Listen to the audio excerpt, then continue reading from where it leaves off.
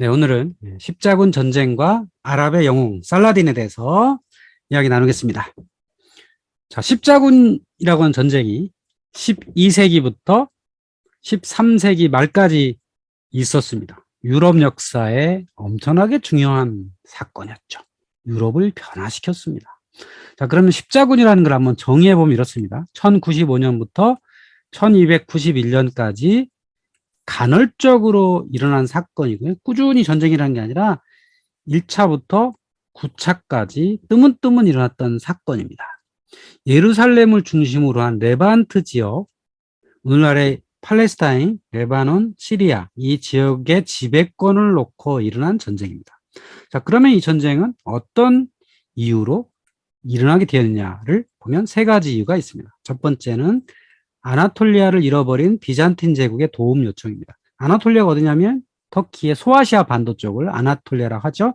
그쪽을 비잔틴 제국이 차지하고 있다가 셀주크 투르크한테 거기를 잃게 되면서 국력이 약해졌어요. 그래서 서유럽에 도움을 요청을 하게 됐던 거고요.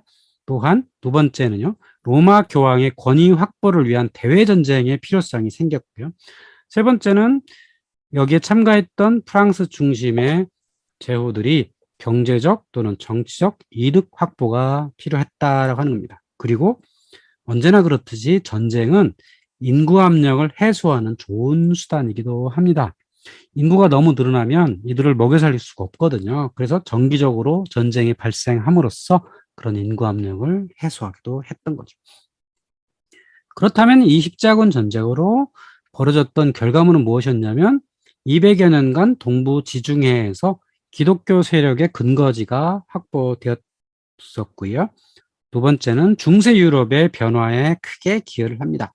그 전까지 중세 유럽은 흔히 말하는 어둠의 시대를 살고 있었는데요. 중동과 이슬람의 선진 문물이 이전됨으로써 유럽이 점차 발전되게 되는 계기가 되었다는 거고요. 그 증거물로 이탈리아 도시 국가들의 경제적 이득이 상당히 높아졌습니다. 이탈리아 도시 국가들이 돈이 많아지니까 또 누가 돈이 많아져요? 자연스럽게 교황청의 재산도 증대가 되게 됐죠. 자, 이 십자군이란 말은요, 당시에는 누구도 십자군이라 부르지 않았어요. 그러니까 동방 지역을 쳐들어갔던 유럽의 기사들, 이런 형태로 이어지다가 1760년경을 전후해서 역사가들이 처음 사용하기 시작했던 거죠. 평가가 그리 좋진 않은데요. 오늘날에는 이 십자군이라는 용어는 유럽에서 금기어기도 합니다. 왜냐하면 그 십자군이라는 용어를 자꾸 쓰다 보면 이슬람에 대한 반감, 종교 분쟁 이런 것들을 유발할 가능성이 있기 때문에 잘 쓰지 않고요. 최초의 해외 원정이었음에도 불구하고 지나친 잔혹함과 비문명화를 드러냈기 때문이죠. 예루살렘이 이슬람에 의해서 점령됐다고 하는 그 성지를 회복하기 위해서 떠났다고 하는 본래 목적과는 다르게 그들이 가서 그 땅을 너무 황폐화시켰고 너무나 많은 사람들을 살해했기 때문이죠. 여기다가 그 종교적 목적이 있었던 것뿐만 아니라 세속적인 목적도 포함되어 있었고요. 1차에서 8차까지 중에서 1차에서는 나름대로 성과를 거뒀지만 4차에는 같은 기독교의 도시인 콘스탄티노플을 공격해서 큰 비난을 받았고요. 6차에서는 예루살렘을 재정복하기도 했으나 이후에는 지리멸렬했다라고 하는 거죠. 자, 그렇다면 1차에서는 왜 성공을 거두는가? 그 이유를 따져보면 당시에 지중해 동부 지역은 여러 세력으로 분열되어 있었습니다.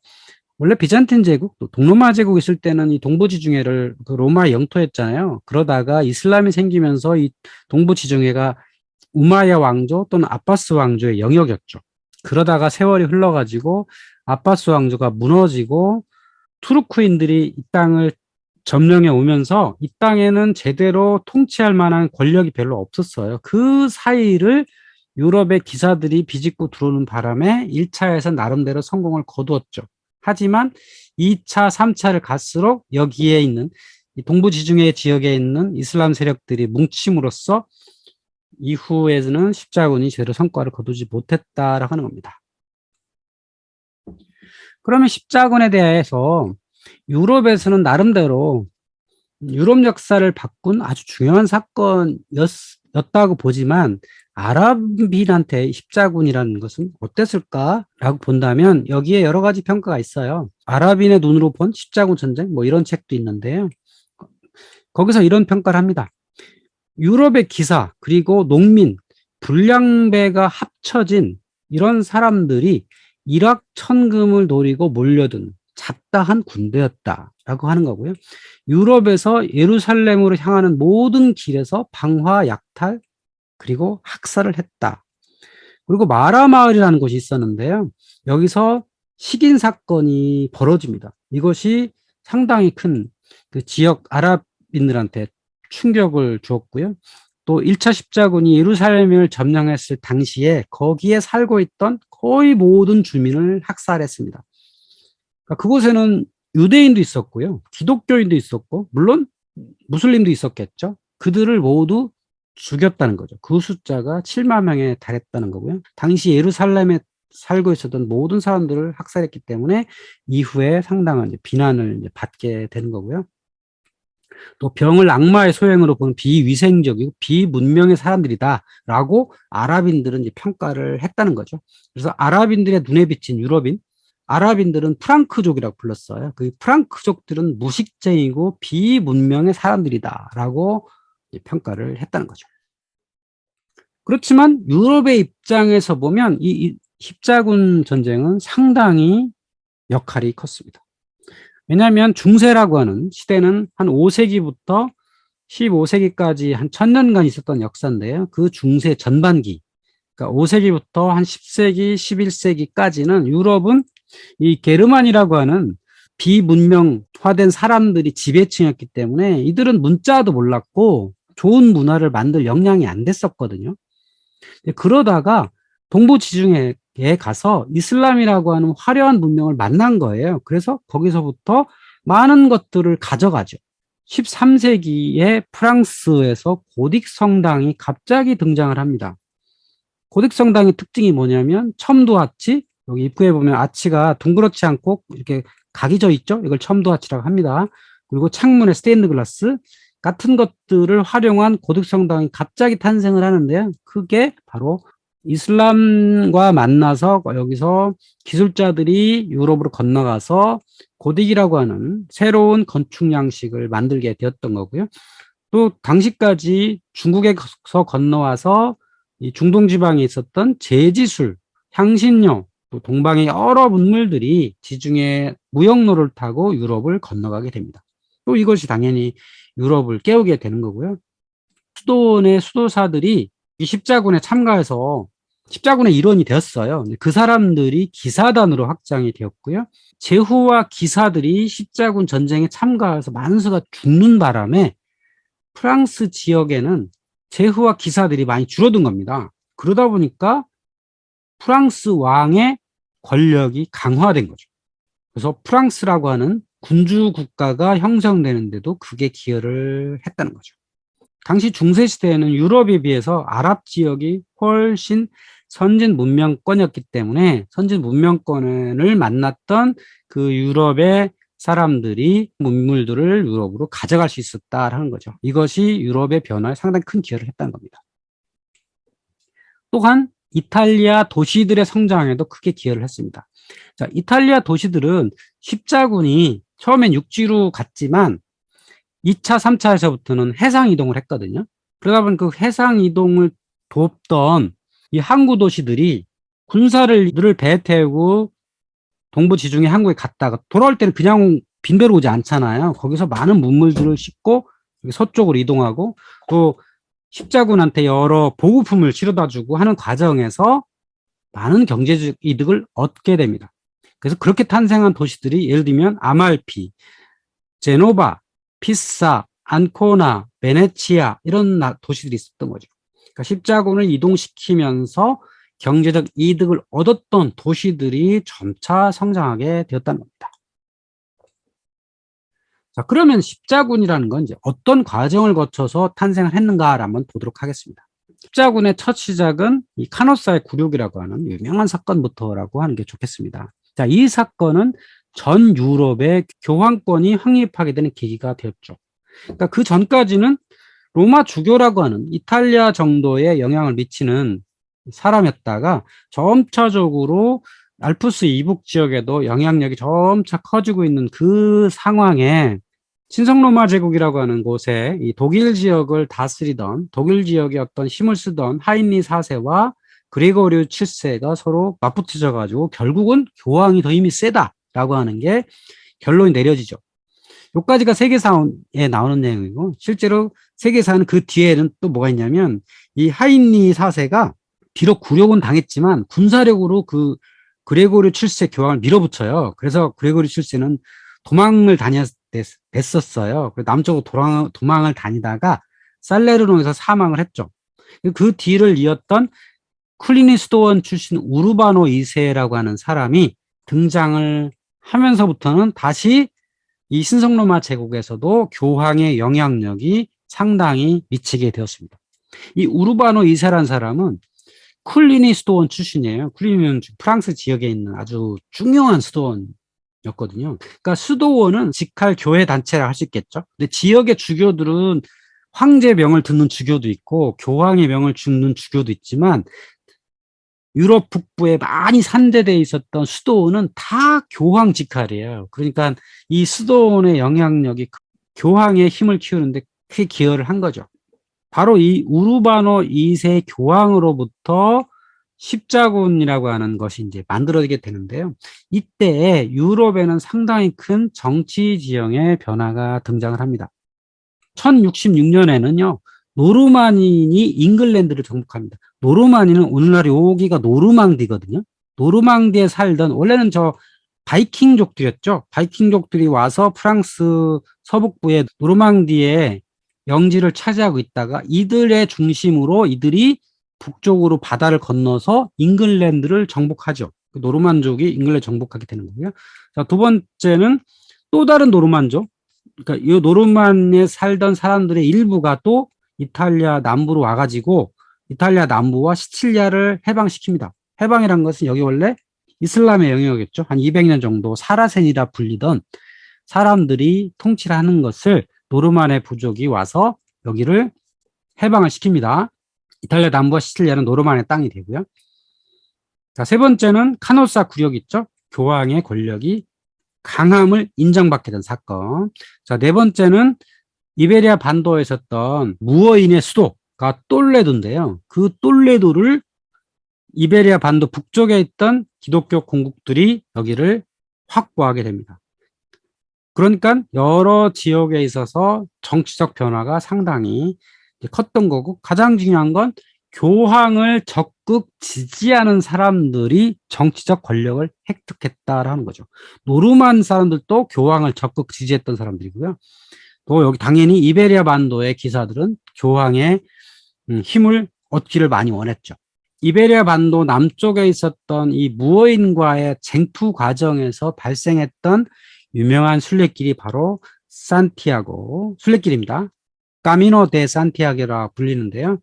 여기 경계가 이렇게 있는데요. 남쪽은 무어인의 이슬람의 영역이고 북쪽인 기독교 공국의 영역이었는데 여기에 치열하게 싸웠죠. 그 과정에서 이 산티아고 순례길이 이제 탄생을 했는데, 시대가 더 지나가지고 이 북쪽에 살던 기독교 공국들이 점차적으로 내려와서 여기 똘레도라고 하는 무어인의 수도를 차지하게 된 겁니다. 그러니까 이 기독교 공국들 입장에서는 엄청나게 큰 성과를 거둔 거죠. 치열하게 이슬람과 싸워가지고 이렇게 된 거니까. 그러니까 당연히 이 순례길도 더 활성화가 된 거고, 무어인들을 몰아내게 된 어떤 도움을 얻는 거 물론 여기 이 땅에 살던 기독교 기사들이었겠지만 교황의 적극 지지가 있었다고 하는 것도 중요한 일이죠. 여기 그 산티아고 가는 순례길을 건넌 사람한테도 연옥에서의 벌을 100% 면제하노라라고 교황이 선포를 했거든요. 그러니까 많은 사람들이 여기 순례길을 걷게 되고, 그중에 기사들은 순례길 걷는 것만 갖고는 안 되고 여기 당연히 전쟁에 참가하게 되잖아요. 그래서 이 프랑스 남부에 있는 기사들도 여기 이베리아 반도에 가가지고 이 무어인과의 싸움에 참여하는, 이것도 일종의 십자군이었기 때문에 그런 일도 있었다고 하는 거죠. 그동안 이슬람에 밀리기만 하던 서유럽의 기독교 세력들한테 이 똘레도의 탈환은 상당한 자신감을 심어주는 계기가 되었다고 하는 겁니다. 했던 그 시절에 또 하나의 중요한 사건이 하나 벌어집니다. 비잔틴 제국에서 구원 요청이 왔습니다. 자, 비잔틴 제국, 여기 수도인 콘스탄티노플이죠. 자, 비잔틴 제국의 전성기에는 이렇게 발칸 반도와 소아시아 반도, 아나톨리아까지 전부 차지했었는데 셀주크 투르크가 번성을 해가지고 이 소아시아 대부분을 잃어버렸어요. 이 소아시아 땅이 굉장히 괜찮은 땅인데 여기서 많은 재물이 났던 땅인데 잃어버렸기 때문에 나라가 상당히 축소가 됐죠. 자, 그래서 1085년 비잔틴 제국의 황제 알렉시우스 1세는 점증하는 티르크 공격에 서방 측에 군사 지원을 요청합니다.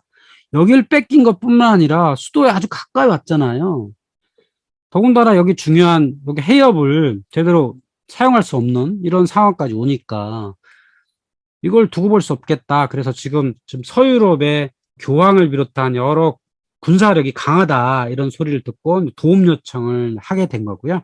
그래서 황제가 교황 우르바노 2세한테 서신을 보내가지고 도와달라라고 하는 요청을 하게 된 거고요. 자, 교황은 이 서신을 가지고 클레르몽 교회 회의에서 이 문제를 논의하기로 결정을 합니다. 근데 교황한테 도와달라고 했지만 교황은 무슨 군사력이 있는 건 아니잖아요. 교황령은 일부 있지만 그걸 가지고 비잔틴 제국에 군사를 보낼 수는 없으니까 이 기회를 어떻게 살리면 좋겠다라는 생각이 드는 거죠. 그리고 교황 입장에서는 자, 1054년 두 교회가 동서교회가 분리됐잖아요. 분리된 상황에서 동서교회 딸이 서로 힘의 균형을 이루고 있단 말이에요. 그 상황에서 교황은 만약에 군사를 보내서 비잔틴 제국을 도와주면 자신한테 힘의 우위가 올 거잖아요. 그러니까 이게 좋은 기회다라는 생각이 들게 됐죠. 그렇게 해서 클레르몽 교회 회의를 1095년 11월에 프랑스 클레르몽에서 열게 됩니다. 이걸 흔히 공의회라고 하죠. 원래 니케아 공의회부터 시작해서 여러 번의 공의회가 벌어졌는데 그 전까지는 주로 동로마 지역 비잔틴 제국에서 공의회가 많이 벌렸었고요. 자, 이때부터 로마 교황의 주관하에 공의회가 열리게 됩니다. 그래서 이 공의회에서 우르바노 2세는 그 유명한 연설을 합니다. 회의를 몇 달 동안 했어요. 세 가지의 결론이 내려집니다. 자, 그동안에 있었던 그리스도 교도끼리, 자, 노르만이 잉글랜드를 정복했다. 또 노르만과 프랑스 왕이 싸우고, 또 남부 이탈리아를 노르만이 점령을 하고, 거기서도 많은 그 경쟁이 있었어요. 노르만과 또 신성로마 제국과 싸우고, 그 그리스도 교도들끼리 얘는 싸우지 말자. 곧 신의 휴전에 들어갈 것이다. 자, 두 번째는, 자, 동방에 있는 저 예루살렘이 지금 셀주크 투르크에 의해서 점령이 되었거든요.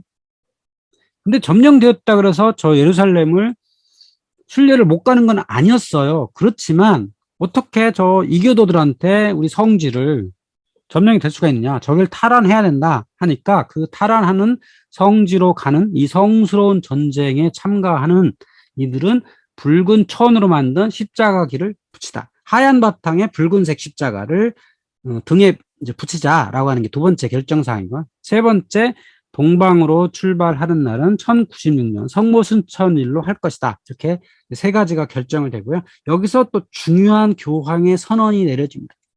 이 성전에 참가하는 사람은 그 누구라도 연옥에서의 벌이 모두 면제된다는 이 전대사라고 하는 것이 선포가 됩니다. 꼭 기사가 아니어도 누구든지 참가하면 100% 면제가 되노라라고 하는 엄청나게 중요한 종교적 메시지를 던지죠. 그러면서 이 우르바노 2세의 연설을 이렇게 하게 됩니다. 그 연설문을 제가 약간 축약한 건데요. 한번 읽어보면 이렇습니다. 예루살렘, 안티오크 및 그 밖의 도시들에서 그리스도교가 박해를 받고 있다. 신을 믿지 않는 튀르크인들의 진출은 그칠 줄 모르고 이미 7차례나 그리스도교도를 격파하고 콘스탄티노폴리스로 다가오고 있다. 성지의 형제들을 구하라. 서유럽의 그리스도교도들이여 지위가 높건 재산이 많건 근동의 그리스도교 교도의 구원에 힘써라. 신은 그대들을 인도하실 것이다. 신의 정의를 위해 싸우다 쓰러지는 자는 죄 사함을 받으리라.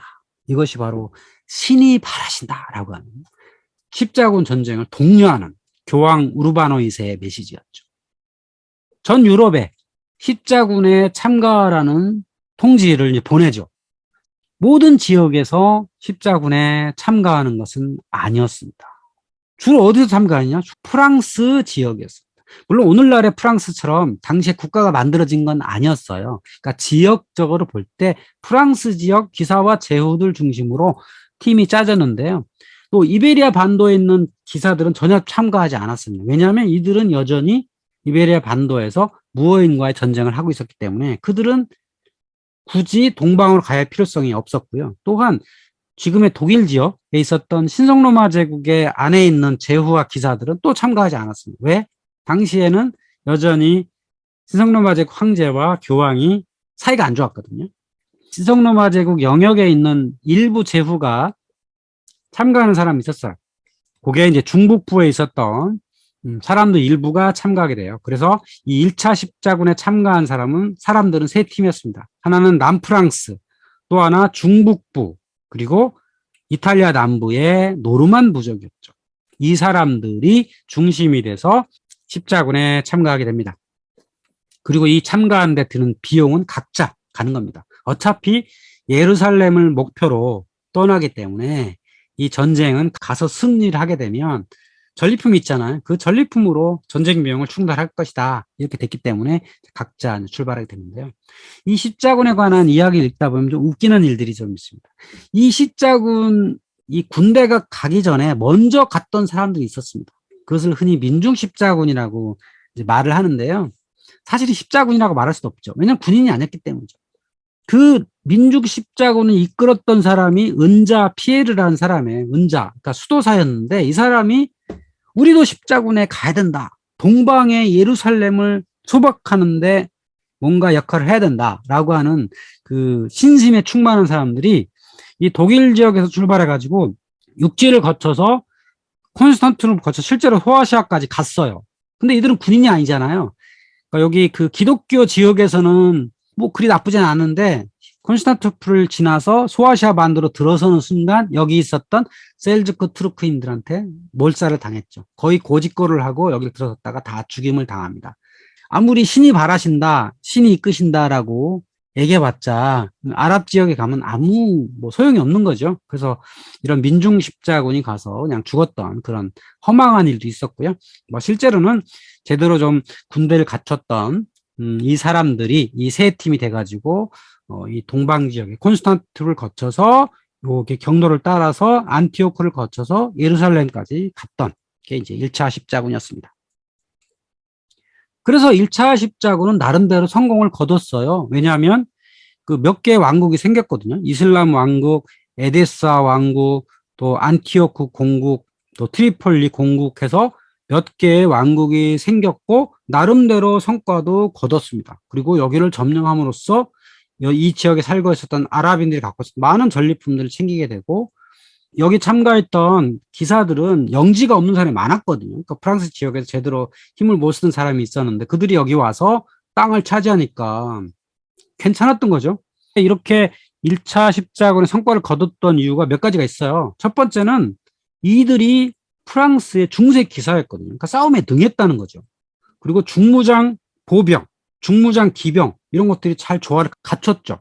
그리고 이들은 원래 유럽 지역에서 치열하게 싸웠던 사람들이기 때문에 전쟁에 능숙해요. 갑옷을 잘 차려입고 강력한 보호구를 한 기사들이 이쪽 레반트 지역에 싸움을 하다 보니까 나름대로 경쟁력이 있었다는 거고요. 이것을 맞이했던 이 지역의 아랍인들은 아주 지리멸렬하고 있었습니다. 당시에는 여기를 차지하고 있었던 셀주크 투르크인들이 분열되어 있었어요. 서로 싸우는 내전 중이었거든요. 그러다 보니까 갑자기 등장한 십자군을 제대로 막아내지 못했었고요. 또 이집트에는 시아파 파티마 왕조가 있었고 이들은 또 군사력으로 강하지 못했어요. 그래서 여러 가지 뭐 실력과 운이 겹쳐서 1차 십자군에는 이제 성과를 거두어 가지고 유럽의 기사들은 영지 또 약탈물 백성 다양을 얻게 돼 가지고 나름대로 성과를 거뒀던 게 여기 1차 십자군이었다고 할 수 있겠습니다.